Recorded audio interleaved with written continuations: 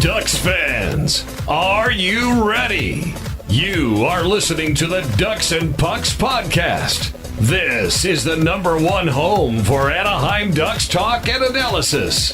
Here we go.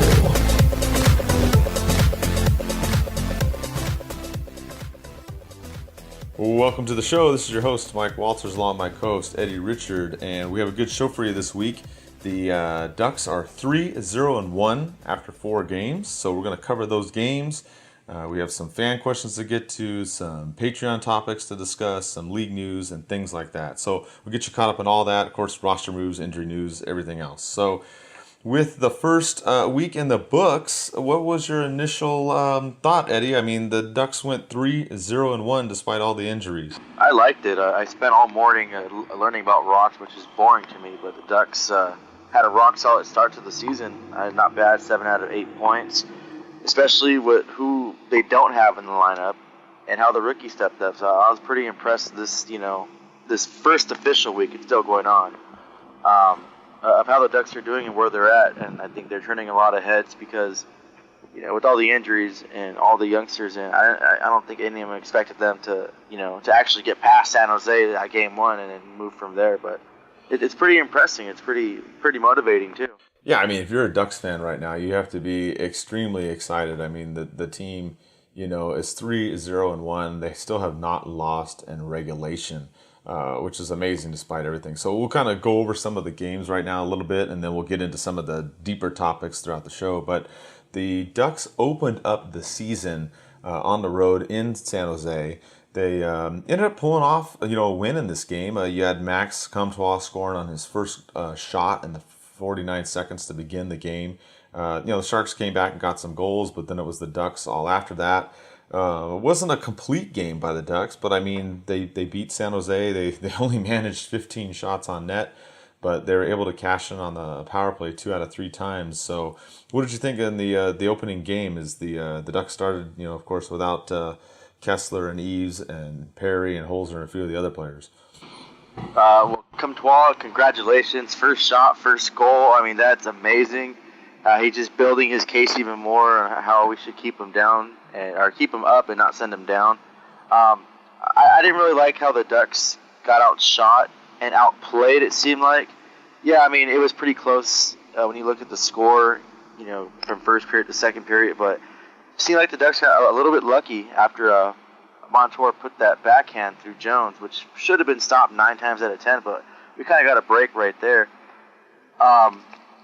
A positive thing about the game, Erik Karlsson was the big news, and everyone freaked out about him, but he didn't really do much that game. You didn't really see him. He was taking a lot of shots toward the net, but I think he was only managed to actually get 1 official shot registered, which is listed, and he was a -2. So, I mean, he didn't really contribute as much as everyone thought, like the hype was.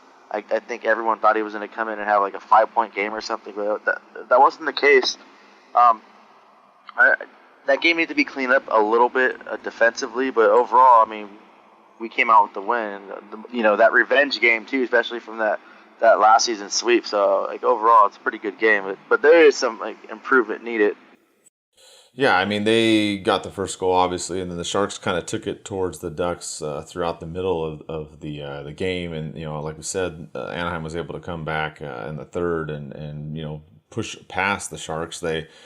I thought they were going to win, as we talked about in the last show, 3-2. They were up 4-2 before they got the empty net goal. So, I mean, I was kind of close, I guess. But, my concern, too, is like you said, Eddie, is, I mean, the face-offs were kind of even, but the shots, 33-15, it's kind of crazy. They didn't really get as many shots on net as I think they needed to. But, yeah, they pulled out the win to start the season. They relied on the defense and they relied on Gibson, which is kind of the theme of this week. Those are really what they had to do a lot of. But they pull out that win, and then they go into Arizona to face the Coyotes. And again, the Ducks don't get a lot of shots in this game. They get outshot 41-20 in this one. The faceoffs weren't quite as good, but I mean, they pull out a 1-0 win. You have Comtois again getting a goal. He gets a goal in each of his first 2 games. And the Ducks basically hang on, and they win 1-0 in this one, Eddie. But again, it was the defense and Gibson that pulled out this 2-point victory. Oh, yeah, definitely. Again, the first period, Ducks only had 5 shots compared to Arizona's 11 shots.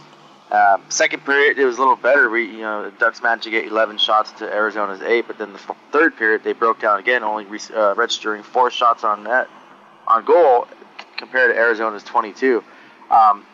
Gibson was the ultimate hero of that game. He's the reason why we won. Of course, Comtois scored the game-winning only goal, but without Gibson's play, easily Arizona could have took over in that third, shooting 22 shots, and they also had a 5-on-3.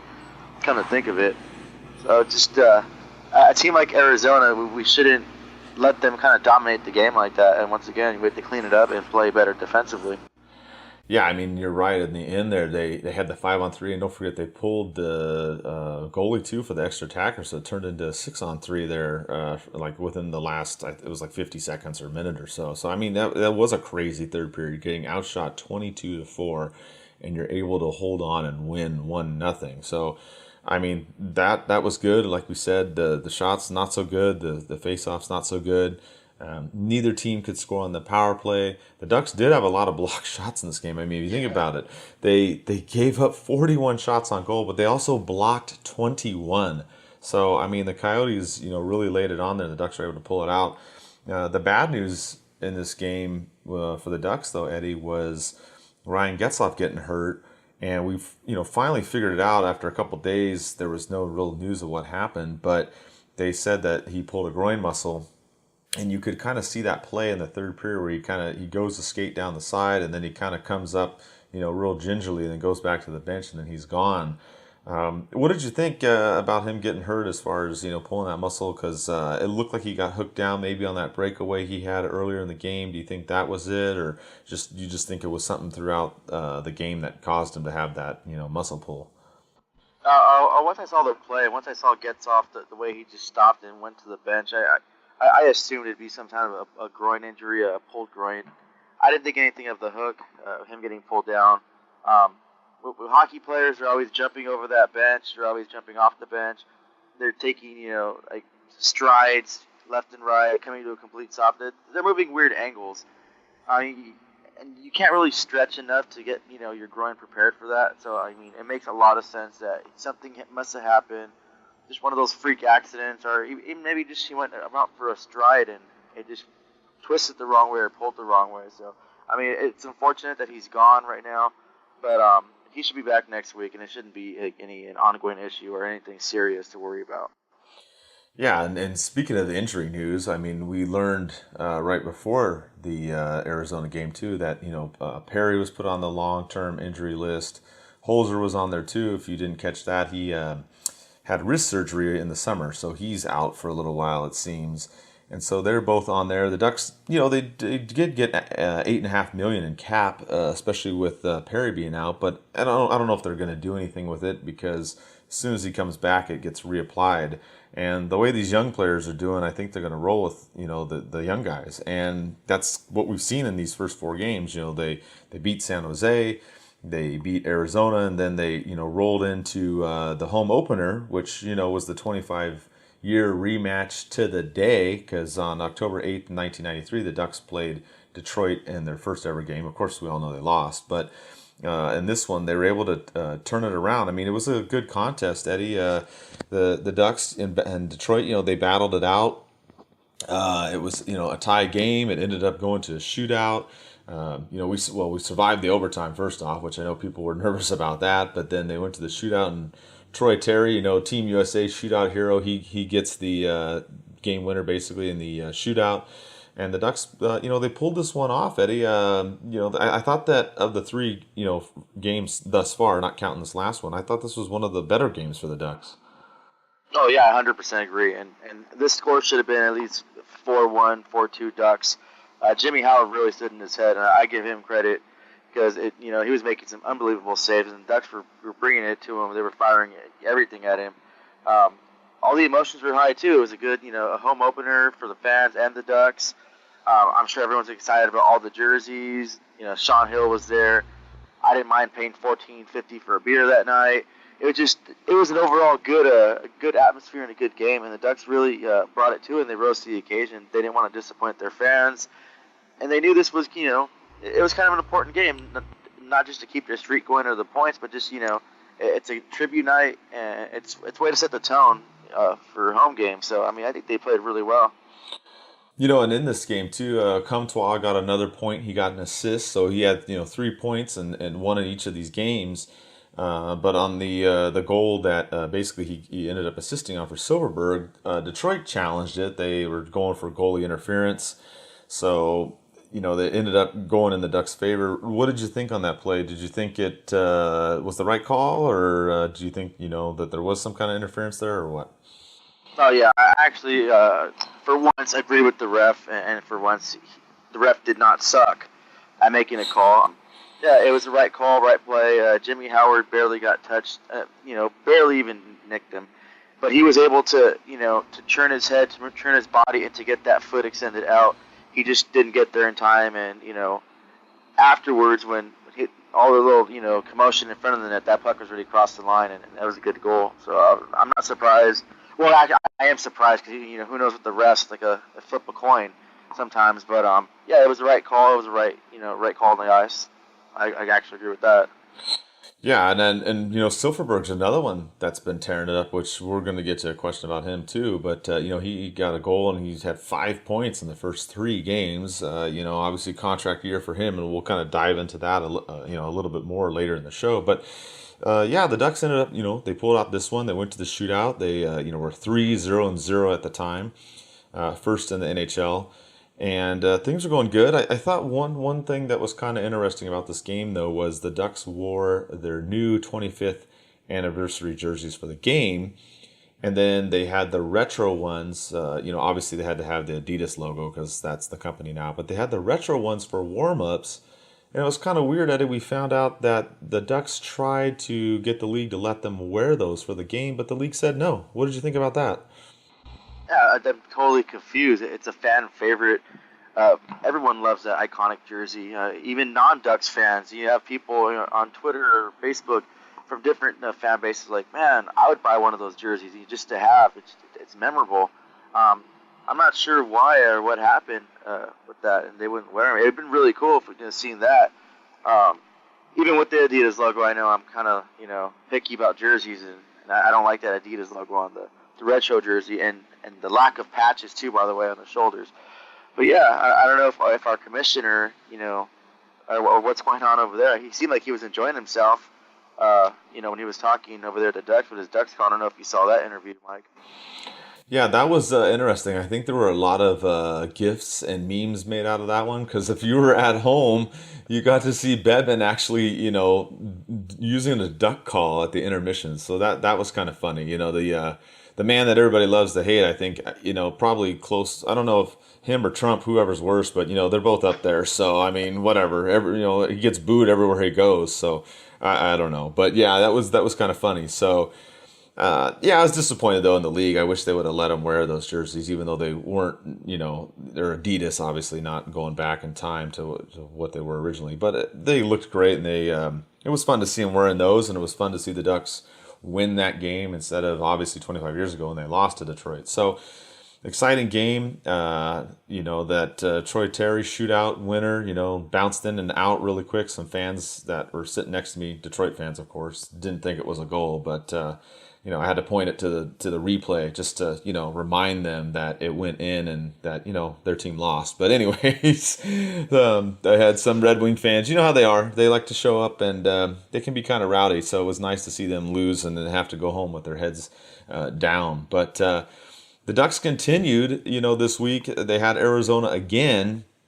And I had people hitting me up before the game saying it was going to be an easy win, and Arizona hasn't had a goal in 2 games, and that we're going to beat them and blah, blah, blah. And that day was kind of interesting too, Eddie, because in the morning skate, we heard that Kesler was out there. He was skating on the 3rd line. And then it was, the doctors have to clear him. He's a game time decision. So we didn't know if he was going to play during the day. I managed to get to the arena early, and I was able to go down by the benches, and I saw the Kesler sticks there, so you knew as soon as those were there, he was in. So Kesler played in the game, and he, ended up getting a goal early in the game, which was exciting, and, things looked okay in the first period. The Ducks did give up a late goal, and they were tied after one. And then in the second period, they exchanged goals again. They were tied at 2. Again, the Ducks went to overtime and then a shootout, and they ended up losing this one. But this game was kind of frustrating for me, Eddie, because the Ducks got outshot 39-25. They didn't convert on the power play. They gave up a shorthanded goal, and honestly, after the first 20-25 minutes, the passing had some serious issues in this game. Yeah, absolutely. The first period was, I think, the best period they played. It was back and forth. They were shooting. Of course, Kesler's back. Everyone's energized. He scores the goal. And after that, it just went downhill. It seems like, the Ducks came in with kind of a little bit bigger heads. They're 3-0. They're facing a team that hasn't scored in 3 games now since the game started against the Ducks. They haven't won a game. So I think it got, I guess, a little complacency took over. And they just kind of went with the motions and didn't, give it their full 100% like the last few games. It just seemed like they just kind of expected a win, and everyone thought like, okay, it's Arizona. They haven't scored. They haven't won. Let's just go and just be lazy and expect to win. It doesn't work that way.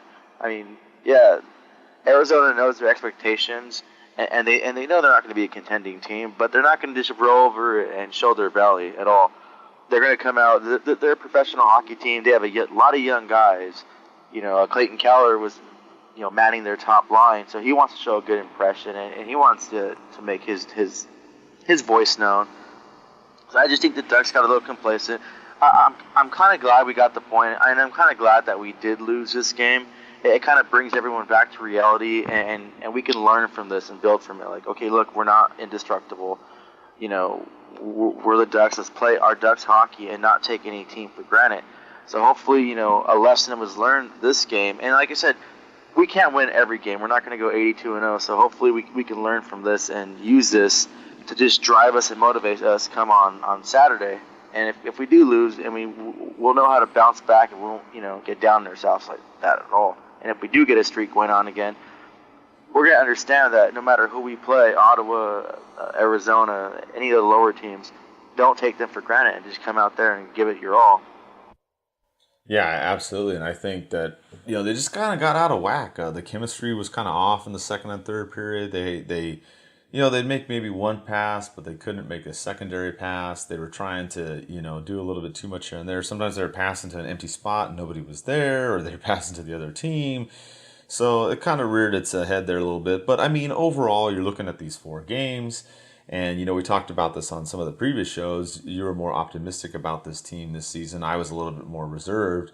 And, you have to be happy. This team, with all these injuries that we've been talking about, Perry, Holzer, Kesler, Eves, Kasse, and now Getzlaf. They're 3-0-1. They're up there at the top of the league. You have to be, still happy overall with the way that this opening week has gone, Eddie. Oh, yeah, definitely. Even the league take notice. I think we jumped in the standings, too, of NHL Network's, I guess, their standings they do, their power rankings. There we go. I think we jumped up a few spots on there, too. So, everyone's taking notice. And if there's teams that just looked at, the Ducks like, they're all injured, they have a bunch of rookies. They're going to take notice and be like, hey, we can't take this team lightly. If one of their brand new rookies is, has 3 points already, 2 goals and an assist. And then you have other contributors to like Ben Street finally scored his first professional goal, NHL goal. So congratulations to him. We have a dangerous team and all around if players just play their way and 100% and just use the system. So. Yeah, and I think more good things to come. And, with that, we have a couple other segments we're going to get to on our show. We have kind of a new thing we're doing on our Patreon website, patreon.com/DucksNPucks. If you go on there and support us, we give you a shout out, you get some hockey gear, chances to win game tickets, but also for certain members, you can pick topics that we will discuss. So I will give a shout out to the newer people we have. We had Joshua, Matt, Braden, Jesper all the way from Denmark. That's pretty awesome international, and not just Canada and the U.S., but also Mike as well. So we have a bunch of people on there. We have a couple that had some topics, Joshua and Matt, that they want us to discuss. Joshua's was talking about getting Eves and Getzlaf back. Where would they go in the lineup, and then what would happen with some of these younger players? So I think it's a good question. I think with both of those players coming back, where would they go? I don't think there's much of an issue with that, Eddie. I think they both go back on the top line, and they go with Raquel, most likely. But the second part of his question, or topic he wants us to talk about, is with the other players going down. And I think that's the interesting thing, because you have several players, Steele, Terry, Comtois, Sherwood, Lundstrom, that they can all go down. They're all waiver exempt. They're all on entry level contracts. I think the Ducks would have to pick out of that group. I think one of them, though, that we talked about that's making his case is Max Comtois. I don't see them sending him down. So I think they'd have to pick amongst some of the other players. Eddie, what do you think as far as when Eves and Getzlaf get back, who would get sent down? That's going to be hard. I think we could both agree that Max Comtois, he's staying. He's not going to go anywhere. He's been playing really well, and he's forcing the Ducks to keep him. So I mean that's a given. Between we have Terry, Steele. Let me see. Street, I can see probably going down. He can. He's been up and down before. He knows the game. Over there with Detroit and Colorado, the same thing. I could see him dropping down. A little hidden gem that's going to be hard on the Ducks too is Sherwood. That kid plays with 110% each shift. He's like our new Wagner minus the physicality. But even in the preseason, he proved that he's willing to drop the gloves and protect his teammates as well. I know the Ducks and a lot of us don't want him to do that because we like his speed and his player ability. But that's going to be a tough one about when it comes down, when we get all these guys back, which is going to be good because we're going to have more firepower. But now who goes down? Still's been playing okay. His success from the preseason, the rookie tournament, hasn't translated yet to the regular season. But it's only game 4, and once a player gets a hot streak, they can go from there. But it's going to be interesting to see. Lundstrom, I can see getting sent back to junior. We don't want to burn a contract, a year off his contract, especially when we're getting all our big guys back, and we have capable rookies that can play those bottom 6 minutes once we get our top guns back, like Getzlaf and Eves going that top line. You can shuffle things around. Then when Perry gets back, I talked about it before. I mean, we don't necessarily have to put Perry on top 6. We can use him in the third line and create even more firepower and keep Kesler on that third line and have Henrique take the second and Getzlaf take the first. I mean, that's a powerful lineup right there. You have three quality top 6 player guys all in separated with 3 lines, including Perry on that third line. I can just see other teams having a struggle to keep up with those lines like that. Yeah, I agree. I mean, if you split them up amongst the top 3, that's going to make some nightmare matchups for the other teams. So I think that's definitely a good strategy for the Ducks to try to spread it out, especially like you said, when Perry comes back, which unfortunately won't be until the new calendar year most likely. So that's one of the topics we had. The other one we had, and this one's a tough one. We kind of touched on this last week. We talked about Seattle getting a team, and if they're going to have to reline the divisions or the whole league, what they were going to do. But Matt Angel asked us about Silfverberg, and he said, it's his contract year. He's been playing well. Should the Ducks sign him? And then, would he be one of the ones that gets exposed to Seattle? Or do the Ducks, expose somebody as a younger player, one of these other guys coming up? And it's probably a really difficult question. It's a little bit early too, but I think this is a tough one, Eddie. I mean, I don't want to lose Silfverberg, but then I don't want to lose one of the younger guys. I mean, it's kind of pick the lesser of the two evils, and I think part of it too depends on with Silfverberg. I mean, he's killing it right now, so what kind of contract is he going to get and how much? that might play into the decision, of whether to sign him and expose him, or, to try and, leave one of the younger players unprotected. What do you think? Yeah, that's a tough one. I don't really want to think about that right now, but it's a really good question, and it's something that we have to think about, Matt. So thank you for bringing this topic up. It's going to be tough, and I hate players in their contract year because it's going to be hit or miss. I mean, we've seen players before just absolutely destroy it their contract year, and put up those goals, those career high numbers, and then once they get that big contract, and then it just goes away. Look at Matt Bolesky as an example. He had a career high goal, I think all around goals, points, and assists.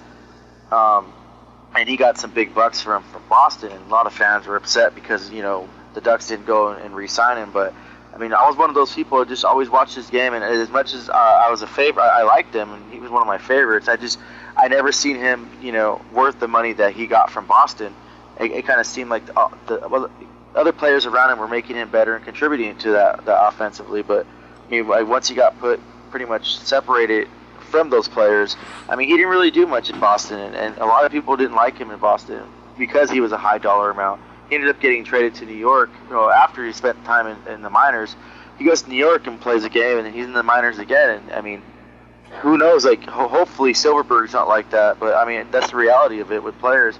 I mean, just stop and think about everyday reality. You work hard for promotion, and once people get that, they kind of just go in a cruise control mode. They don't work that extra, that extra hour, the extra shift. So I mean, that just kind of, that confuses me right there on how it's going to play out. And as far as Silverberg, I mean, I'd rather we lose Silverberg than lose one of our young guns right now, because those are our future. And I think the more and more they play, the better they're going to get.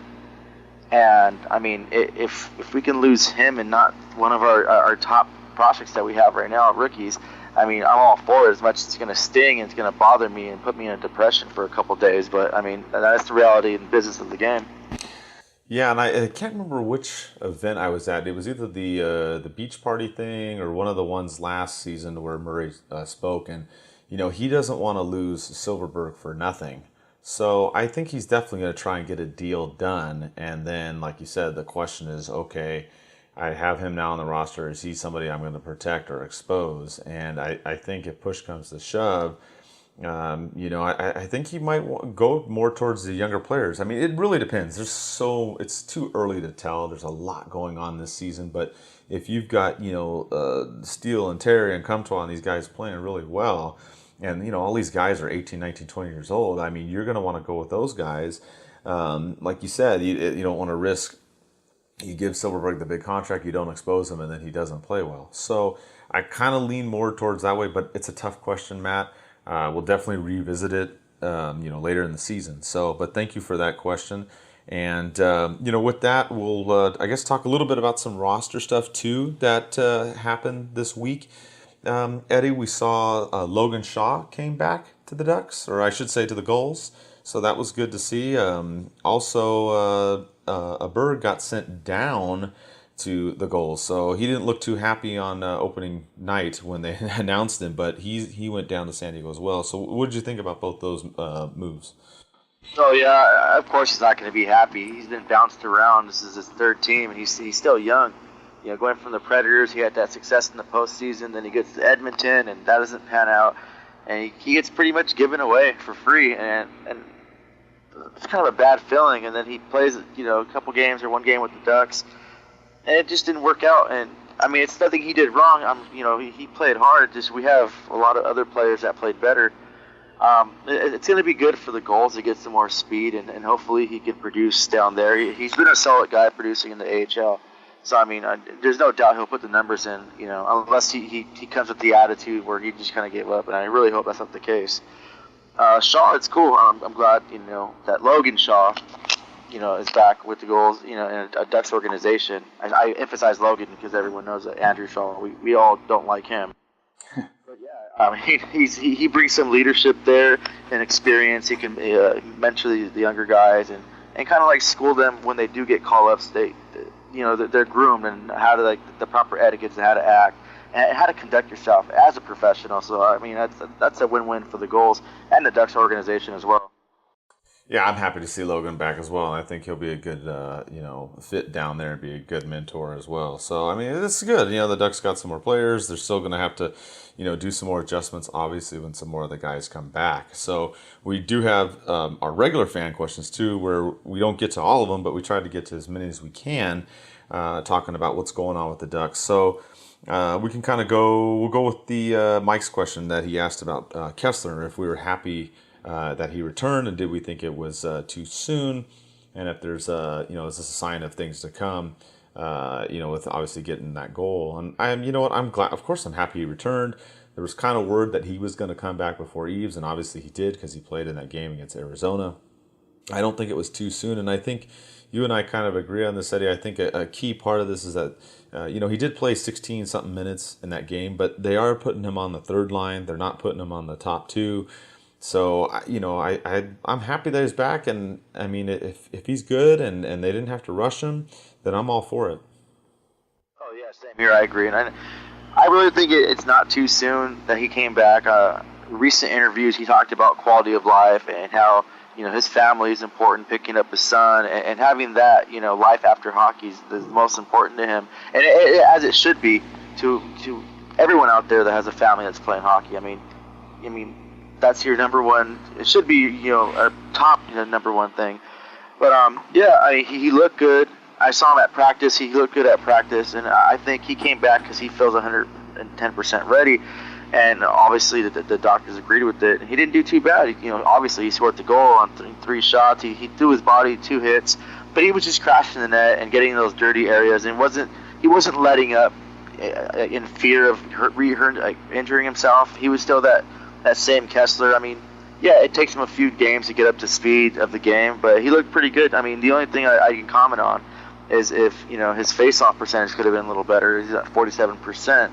So hopefully, once he gets up to the speed of things, he's been out for a while, he'll work on the face-offs more, and we can bring that level up. I think it's been an issue with the Ducks so far this season, is those low face-off percentages. Yeah, the faceoffs have kind of been an issue. Getzlaf was the one with the highest percentage, and normally he isn't usually the one with the highest percentage. Everybody else has been kind of the high 40s or just barely over 50. So that's definitely something to watch with Kesler. And, I know someone that's not happy he's back, Eddie. I think the Edmonton Oilers fans aren't happy that he's back, because they probably would have claimed some kind of goalie interference on that goal he scored, with the pads or whatnot. But and Ryan Johansson too, I should say. So you got a couple of people out there that made me not happy that he's back, which I can't wait to see him play Nashville, which we're going to talk about Nashville a little bit later in the show. I don't know what's going on over there, but we'll get to that in a minute. But yeah, I mean, I'm happy he's back. I don't think they rushed him. He looked good. So thanks for that question, Mike. Let's see. We've got another big topic we didn't discuss. Lisa asked about Nick Ritchie. Whether or not he's going to come back, and chances look slim. And this is a tough one. Like we've talked about before, come December 1st, they've got to figure out, or at least Richie's got to figure out something, or he's out for the season. I mean, you can't go past that without some kind of contract and then play. The Ducks still retain the rights, but he can't do anything. So I think he needs to figure something out, Eddie, because Comtois, Steele, Terry, these other players, I mean, they're doing their thing, and the more that he's out, I think the worse for him it's going to be. Oh, definitely. I think that Nick Ritchie right now is holding his hockey stick horizontal as he's trying to exit the ice, and it's not working out for him. I mean, he's missing, he missed he missed the whole training camp. He missed the whole preseason. He missed a very important game for the organization and fans come Monday, the home opener, and it's just not looking good for him. I don't know what the holdup is. I'm assuming that if you would ask me, I think he's holding out, thinking he's going to get more money, or he's going to get a higher contract extension. But that's not the case. It kind of backfired, because now the longer he sits out, the more playing time these young kids are going to get, and they look good while they're playing. So I mean, why would Murray want to up the dollar amount or up the contract extension length on him when we have pretty much replacements? And that brings you to a question that on Twitter at Black Mighty Duck posted about at what point do we drop Ritchie altogether. Now, I don't think Bob Murray's going to drop Ritchie altogether. He does, he wants something for him.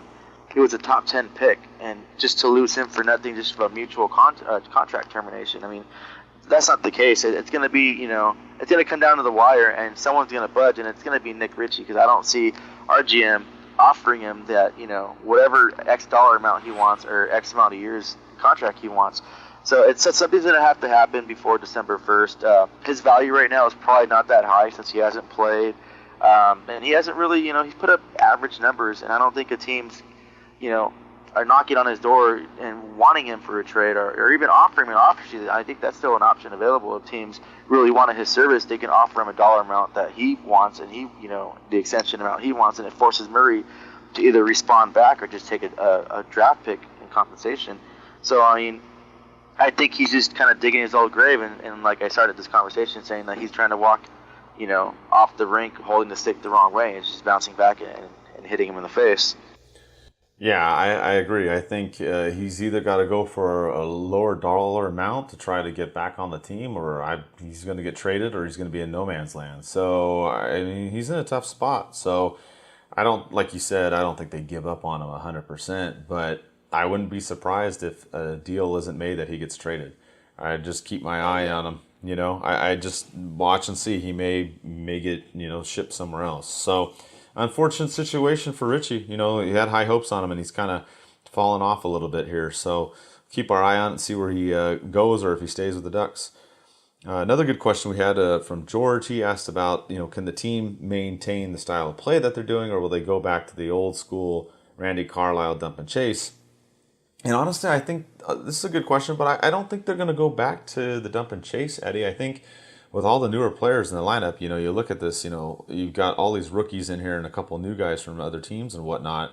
I mean, 2/3 of the forwards are new players. So I don't think that that's going to be the case. I think the Ducks are going to continue doing, what they're doing. I mean, I think they kind of regressed a little bit in the Arizona game. Like I said, they weren't able to make secondary passes and get that forecheck going like they needed to. But I'm not too worried about them going back to the dump and chase, and I think if the team stays away from that, then they'll be fine. Oh yeah, same here. I mean, I understand it's going to happen, especially when you get put in those high stress situations. You usually like revert back to your training and what you're used to, and they were so used to that dump and chase for a while, so it didn't surprise me how they kind of dipped back and they were trying to get to that that level of comfortness, and say they know it so well. But I mean, our new style is working out. We have a lot of young guys that only know that style of play, so they're going to keep the veterans too in that line. Like, hey, when they start reverting back, they'll see our young guns, doing what they know. It's like, oh, okay, well, let's do this and go from there. So yeah, I can't see that big, a big problem. Just minus a few hiccups if we have some of those blowout games. I mean, that every team's going to get every season. I mean, there's no, I don't think any team last season didn't have that one game where like, whoa, holy crap, what happened there? So, I mean, yeah, I don't think it's going to be an issue, though. Yeah, and I'm hoping not. I don't think it will be, especially with all the young talent that's in this lineup. I just don't see them. They may, like you said, revert back to it here or there, but I don't see them doing it for a whole game or a long period of time. So I think we'll be good with that. The other good question we had was kind of talking about this too. It's kind of early, but Nicole was asking about the injuries and the rookies. And, do we think the Ducks will miss the playoffs? Or, who's the biggest asset, too, as far as the rookies? I mean, it's early. I don't see the Ducks missing the playoffs. I remember we talked about this before the season even started, and we said this team was still going to make the playoffs. It was just more of a question of where that they would end up, Eddie. They'll be in the playoffs for sure at Miss Low Nicole. Good question, but just hope come that playoff time, just be ready for playoffs because they'll be in it. Like you said, let's see how far they're gonna go. I don't know. I'm really optimistic about this team, and I love what I saw so far. Yeah, we lost last night, but we still got that point, and we're only gonna get better. And this is without Getzlaf, Eves, Cosse too. Let's not forget about him because he's gonna put up some numbers when he comes back. He's gonna improve. He was one of my picks this season to have a significant impact on the Ducks and be one of those top producers. So we're only going to get that much better. And then having the young guys, too, groomed. So if injuries do happen later on in the season or in the postseason, we have people and players that are comfortable with the level of play. Yeah, it's going to be little heightened a little bit for playoffs, but we're not just going to have, a Troy Terry in there, his first or second NHL game, and he's in a playoff game. We're going to have, rookies that have that 15, 20 games experience under their belt. So it's going to make us that much better. And, I don't know if it's too early to say, 2019 Stanley Cup champions. I mean, last season, or that 2006-2007 season, we started, the 3-0, the 4-0, the 3-0 record and stuff like that. Or even the 3-0-1, we ended up winning the Cup. So, I mean, I'm optimistic about that as well. Yeah, I mean, the Ducks are still rolling, like you said. They matched that record when they, won the Cup. So, I think they're still going to make the playoffs. And, looking at her other question about the biggest rookie asset, I think it's Comtois so far. I mean, he's scored in games 1 and 2. He almost scored in game 3 and got that, ended up getting the assist because Silverberg, ended up scoring on that play. But he's looked great so far. I like what I've seen with Steele and Terry as well. So a lot of hope with this team. A lot of young players, a lot of excitement, as we talked about before. We thought, oh man, what's going to happen?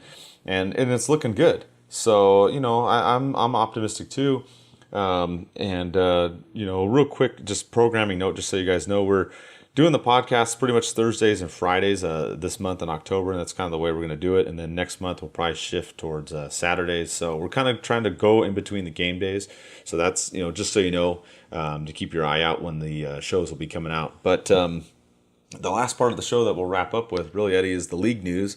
I know there's some stuff you want to talk about. We did talk about Nashville and earlier in the show, and what did you think about their banner raising ceremony? I guess that got a lot of backfire on social media for that whole situation. First of all, I want to thank the organization so much because they supplied us with endless jokes for this season, and not just for Ducks fans, but I think fans of all the other teams are chiming in on there. I can't believe, I thought it was a Photoshop when it said regular season. Like, you got to be kidding me. They can't be that petty and stuff like that. To even have a banner like that, I'm like, oh man, it was funny. I really can't believe they did that. But I guess it's Nashville over there. They're always looking for some kind of attention. Mike Fisher's gone, so they brought our seat counter, Carrie Underwood. She's gone with them. So I guess they just wanted some attention that they felt they weren't in the spotlight enough. But it's good for them, I guess, if that works for you, your little participation award. The Calgary Flames really gave him attention too by shutting him out 3-0. So that was pretty fun to watch too. Yeah, exactly. I mean, I don't know what they were thinking, but yeah, I mean, okay, so they had their banners or whatever, and then the other part of the issue too is they had Watson out there on the ice. He got suspended, and some breaking news. They actually reduced it from 27 games to 18. I'm seeing some updates right now on my phone, but part of the issue with that game was that he was out there on the ice, Eddie. I mean, I don't think anybody would have been upset with him being there, but I mean, he didn't play, obviously, and he's skating on the ice. It's kind of like, well, why wasn't he just in the suit, like on the bench? I don't know. I just thought that was kind of an interesting choice. Yeah, that kind of rubbed me the wrong way. And the Puck Network posted a question about the appropriate level. Like, was it appropriate for, Austin Watson to be in full uniform the season opener? And out of 106 votes, 11% said yes, 54% said no, and then 35% said they didn't really care. I mean, he's suspended, not, some people compare it to Tom Wilson, but that's totally different. He got suspended for, what he did to another player and stuff like that. Now we're talking more in the criminal side.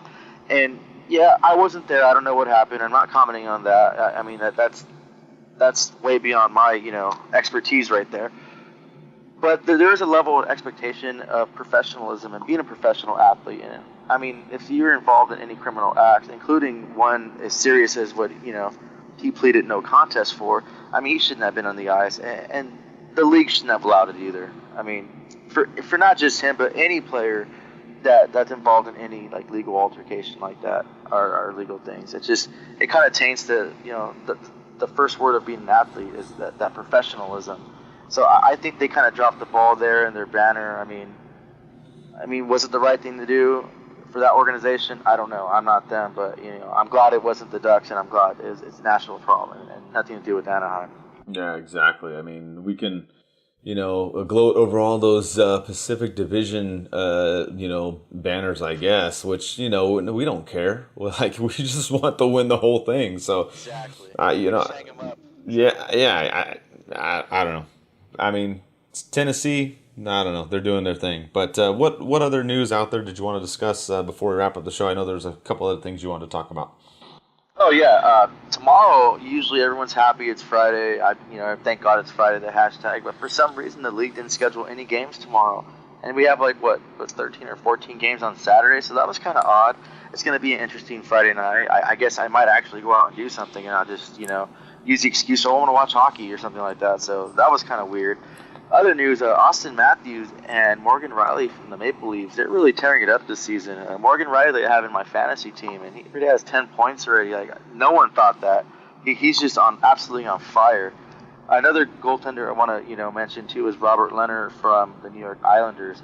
I know he's been dealing with some mental health issues, and the other day was bringing awareness to Mental Health Day. But he posted a shutout in his first game with the Islanders, and I mean that's good for him, and I'm happy for him. Mental health is kind of one of those tricky things. It's not always what you see; it's what you can't see. So that was really good for him to get that, and I wish him nothing but the best of luck versus the Islanders, minus when he plays the Ducks. And also to spin around with the Islanders too, their new captain Anders Lee was asked about the best quality in a teammate, and he said loyalty. I don't know if that's a little jab to Tavares, but the whole social media went crazy and everyone took it how it was. I don't know if he has some bad blood or what's going on there, but I mean that was kind of interesting that he threw that word loyalty, especially when Tavares went to Toronto. Yeah, I mean that could have definitely been an indirect jab, and you see that too on social media. Someone will say something and there's a hidden meaning or something like that to it, or maybe not necessarily hidden, but an indirect kind of message, I guess is the way to put it. So yeah, kind of interesting there. But I think the Islanders are also still a team to watch. You never know how the season's going to go. I mean, looking at the Ducks, and I don't think most of us out there thought that they would be 3-0-1 after 4 games. They're so close to being undefeated in 4 games, and they're still undefeated actually in regulation. So I mean that's a good positive too. I think my biggest thing, just kind of summing up so far this first week for the Ducks, is working on the passing, the forecheck, and the face-offs, as we talked about. It's the big thing, and I think it'll come with time. I think you have to, not trying to be a homer, but you have to give the Ducks a little bit of slack. I mean, you've got all these rookies, throughout the whole forward lineup. The chemistry's all over the place, and obviously some games are going to be better than others. Like we said, we thought the second game against Arizona was their worst game of the 4 so far, but I think it's going to come together, Eddie. I mean, you look, like we said, Getzlaf's not on the IR, and they're saying he's supposed to be back in a week, which is going to be good. Eves is supposed to come back, hopefully soon too. They, original projection was sometime between games 5 and 10. Well, we're coming up to game 5 here against Dallas on Saturday. So hopefully he's still on that same projection that was at the start of the season. So, I'm excited for this team. I think it's fun. You got all these different players on there. You see these guys stepping up. You see Terry in the shootouts, and Comtois getting goals, and like you said, Sherwood's out there skating hard. I'm excited for this team. Even if they have a night where it's a little bit off, which I think was kind of a reality check, like you said, you can't just keep winning every game. You can't be 82-0-0. But if I had to look up this first week, I'd be more than happy, Eddie, with the way that everything has gone. If I would have known that before the season started. Yeah, same here. I'm number one. I'm glad hockey was back. Like I said, that morning I had my big smile on my face. Everything went wrong that day for me, but it didn't mess with my mood because I was just so happy to get the game back and just to talk to different people and just hockey's back and the Ducks are back and they're playing well. They're a fun team to watch, a fun young team, a fast team. I mean, they did get faster. I mean, a lot of people in the off season were like, "Oh, we didn't get any faster. We didn't add anyone," but we didn't really have to add anyone when we had the speed already. So it's pretty good to see that. I want to point out too, it's funny. You posted that magnet thing. It's cool. Like you posted it. You're giving it away to people. You had an extra one. That's really cool. But it's funny that little magnet got 146 retweets. That's, man, I can imagine when you start giving out the jerseys and the game tickets, how many retweets you're gonna get on that. That was pretty cool to see. Fans are just happy and engaged. Yeah, I mean, everybody's pumped up. I know I was kind of surprised. I mean, it was just, sometimes you and I get some extra stuff, and you've done it in the past too, or we've given away things and just simple things, and people get excited, which is great. And, we're giving away bigger stuff too. Like I said, on the patreon.com/DucksNPucks website, if you sign up and donate even $1, you're entered in to win game tickets to the Korea game, the Niedermeyer retirement game. I have some hockey sticks that we're going to give away, and just all kinds of other stuff, hockey gear and stuff like that. So, I mean, if you're excited over simple things, I mean, there's even bigger things on there to go on there for. And we'll be giving away some other stuff, too, through social media that, you don't necessarily have to sign up on the website. But, we appreciate it. And we're going to have the watch parties, too. I've been trying to get those all scheduled out. We're going to have more of them at El Ranchito in Orange, like we've had them before. I'm sure Phil Hewitt will join us again for a couple of those. Just had some scheduling conflicts, so we're trying to get those nailed down. But look for those, and of course, when people come to those, we'll give away stuff as well. So the season's rolling. The Ducks are doing more than decent than what we thought. And like I said, we'll be back in a week to talk about these other games coming up. Let's go Ducks!